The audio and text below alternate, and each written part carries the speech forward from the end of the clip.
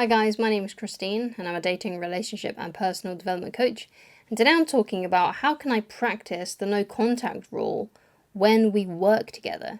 So this is a question from a viewer. They wanted to know, how can I do the no contact rule if I see this person on a regular basis? How can I do that? So I have a few things that I think will help with this, okay?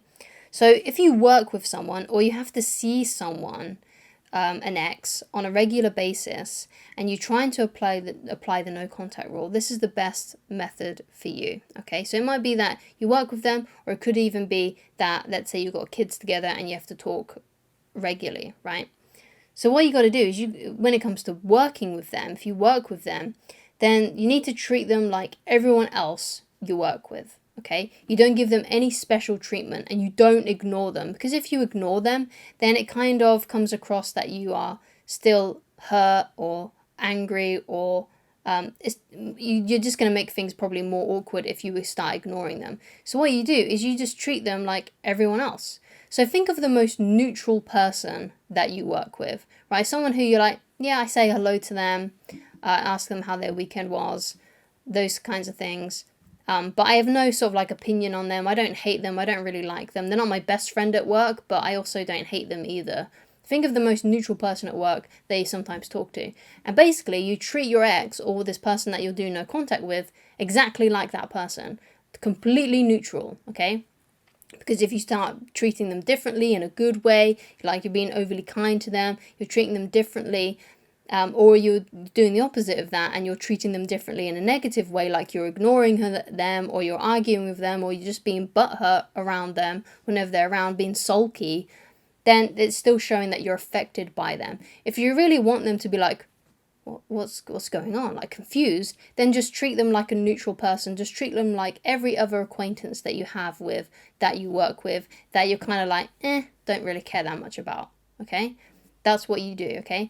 So when it comes to someone that you perhaps have to speak to on a regular basis, like someone who you're an ex, and your ex is someone who you have kids with, so you have to speak to them, then speak to them solely about the kids and treat it like a business-like sort of correspondence, right? Treat it like a business, okay? And talk to them in a business-like manner, not an emotional manner, okay? So, I wrote about that a bit in my audio PDF that I uploaded not that long ago, called How to Get Your Ex Back. So if you're interested in getting your ex back, then I highly recommend that you go and watch that video. And if it's with someone that you work with, then come back to this video, because obviously in here there's a little bit more detailed information on how to handle an ex that you still work with, or a crush that you still work with that you're trying to do no contact with, okay? So another thing to do, if this is someone that you work with, is don't contact them outside of work unless your boss forces you to, okay?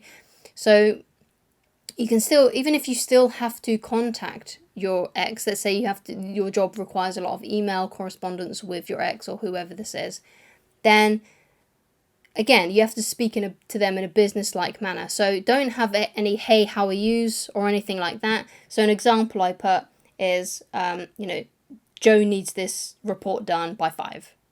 Not, hey, how are you? What you been up to? Oh, by the way, Joe needs this report done by 5. You don't want to do that, okay? It's, Joe needs this report done by 5, right? You don't say anything that's like, hey, how are you? Using lots of emojis, just what needs to be said, okay?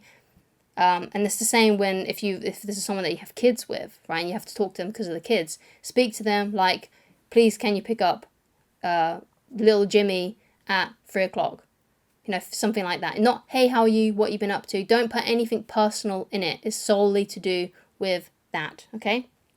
With the business kind of like manner that you should be speaking with them with, okay?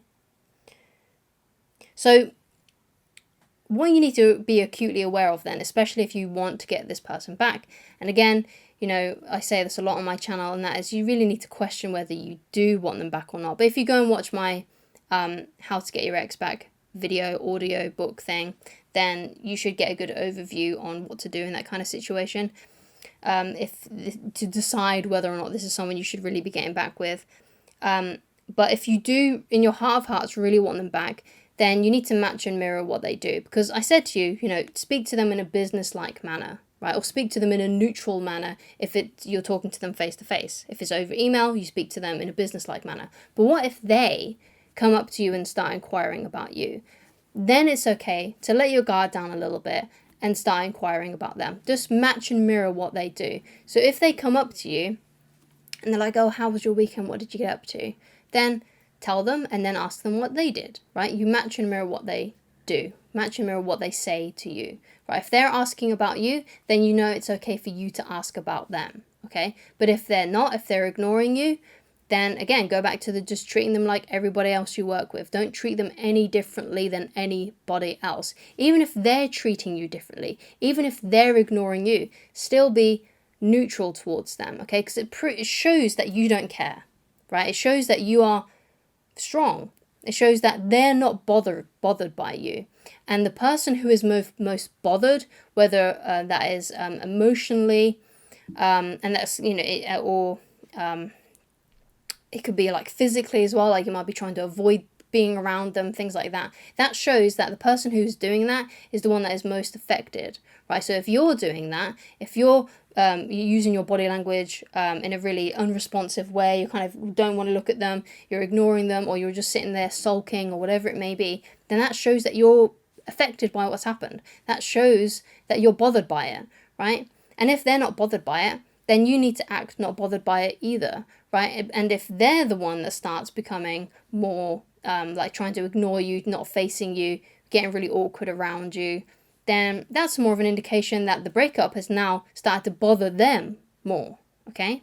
So whoever's least bothered is basically the one that's in the stronger position. And that's the position that you want to be in, especially if you want them back. And again, go back to matching, mirroring, when it comes to how they communicate with you. So how they speak to you when you're at work, how they speak to you in emails, that sort of thing, okay?